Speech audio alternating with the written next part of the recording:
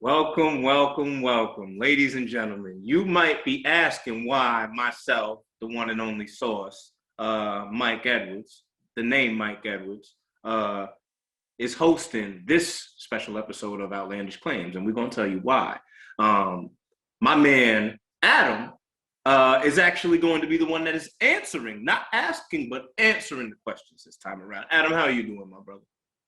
I'm doing good. I'm really excited for today. We're definitely recording this live for today's expansion draft in the NHL. It's going to be a fun day for hockey.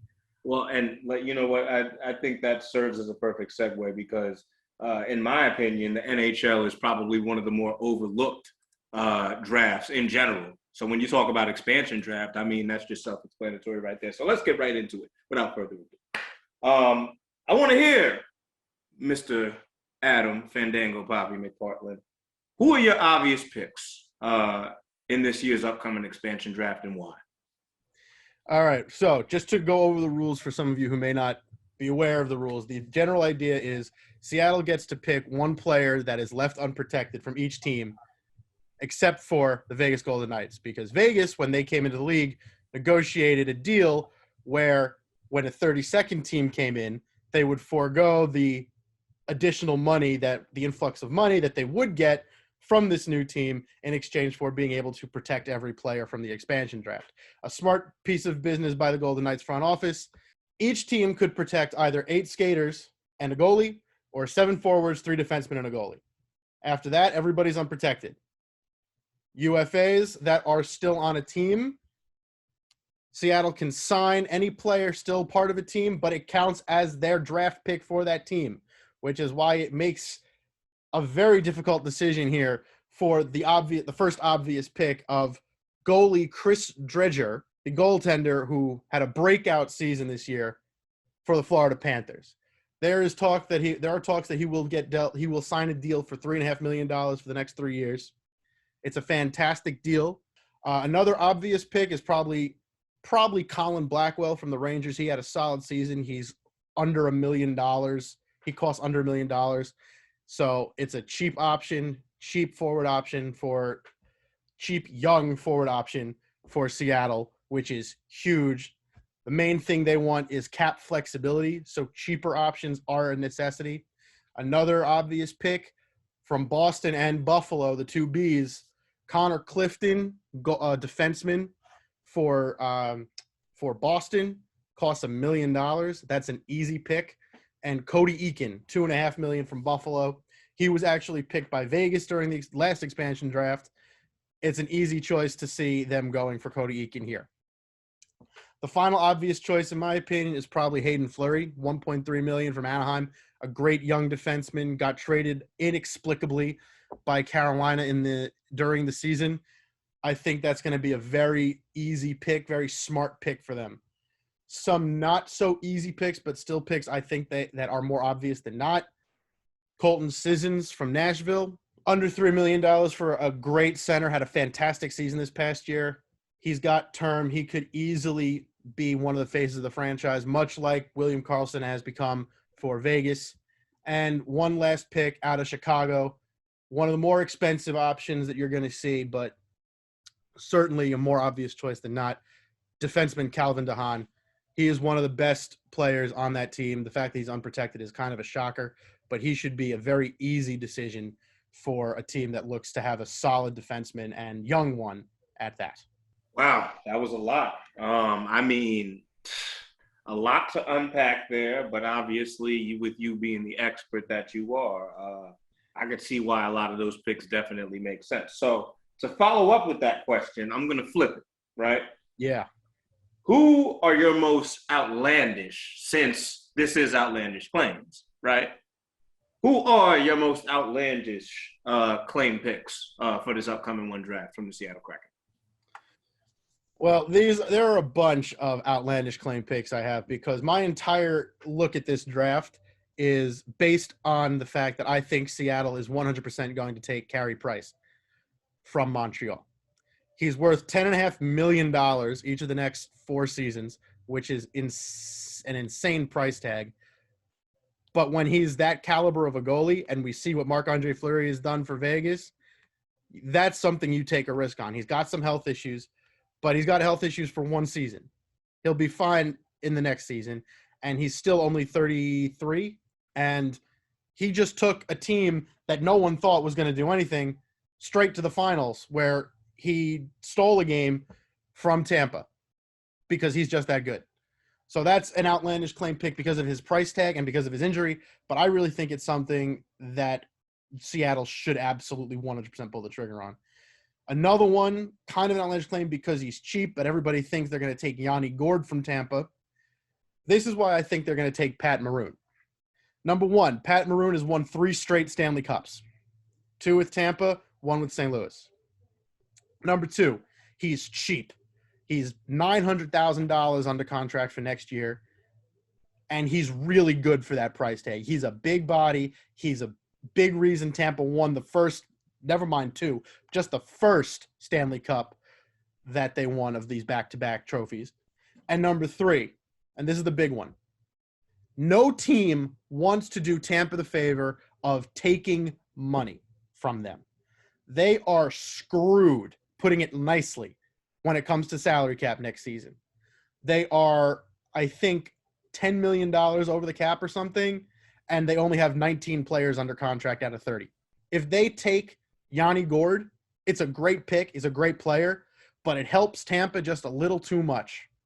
And I think Seattle would want to be smart and not just help them get a championship, but also really, really, really put a hurt on Tampa Bay's wallet.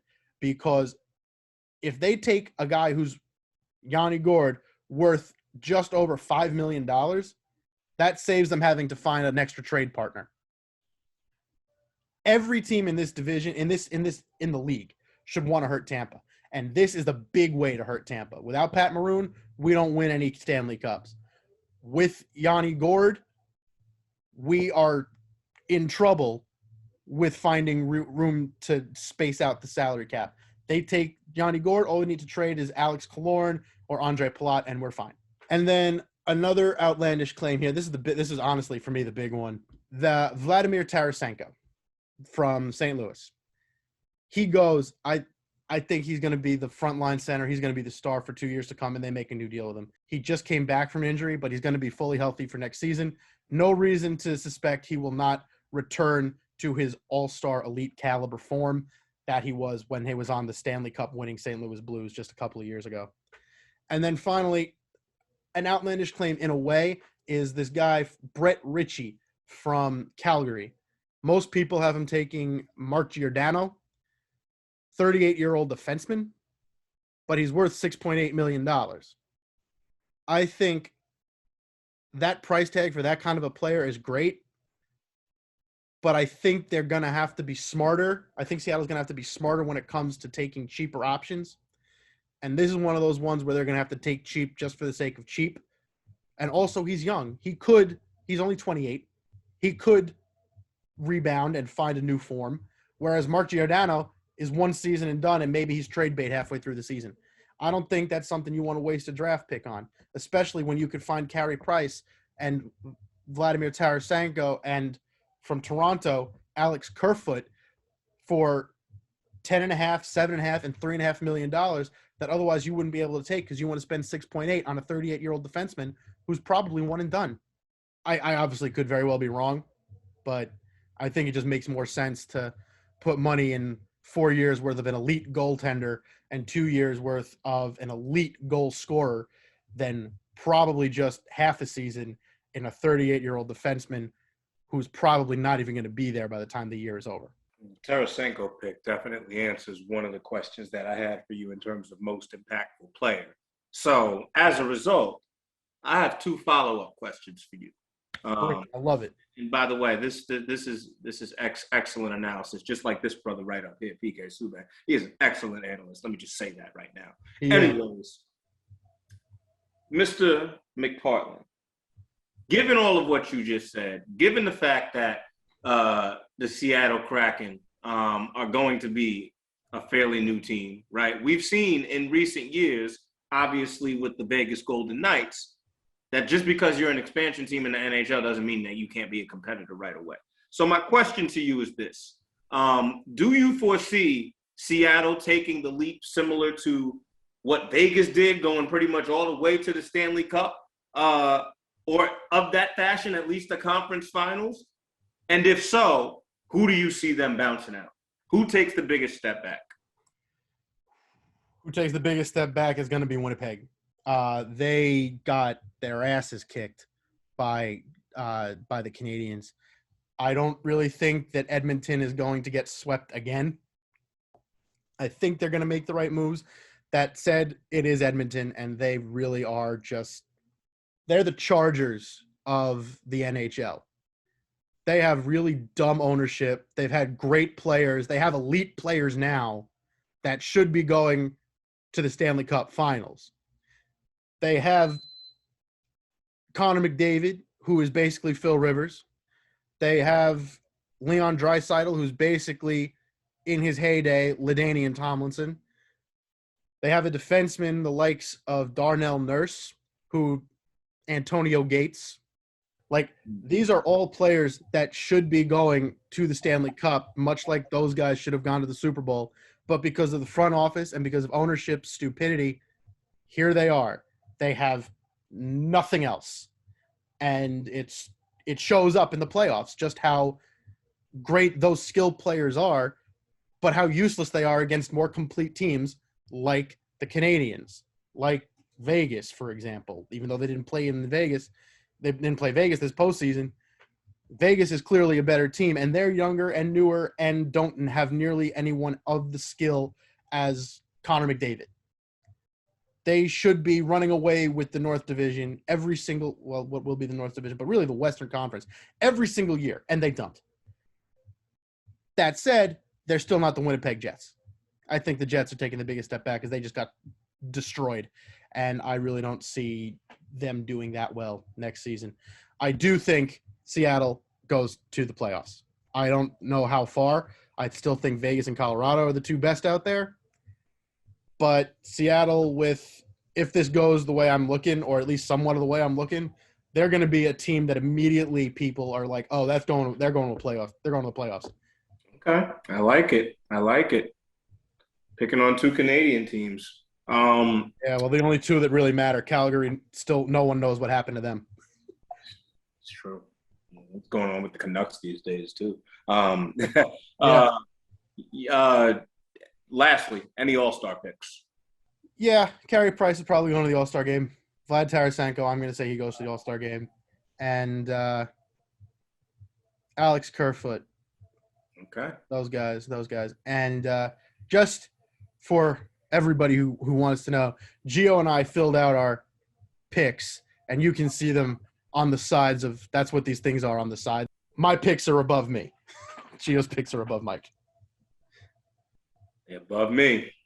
Just like NHL is above me, brother. That's why I let you talk about it. But anyways, that will wrap it up for today's episode. We will be back, okay? Best believe that we will be back with plenty more in store. Amen. Bye.